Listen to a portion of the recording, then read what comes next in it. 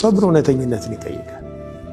ከውስጥ ያለን እውነተኛ ለዛ ነገር ያለህን እውነተኝነት ይጠይቃል።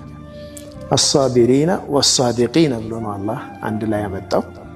والصابرين في البأساء والضراء وحين البأس በችግር ጊዜ መከራ ጊዜ በሚያጋጥማቸው ፈተና የሚታገሱ أولئك الذين صدقوا እነሱ ናቸው እውነት ያሉ አለ አላህ። أولئك الذين صدقوا እውነተኞቹ እነሱ ናቸው። أولئك هم المتقون አላህንም የሚፈሩት እነርሱ ናቸው አለ አላህ። በዚህ መልኩ አወድሷቸው መጥቷል። ይህ በጣም ብዙ ቦታ ላይ ቁርአን ከተቅዋና ከሲድቅ ጋር አገናኝቶ አመጣቸዋል።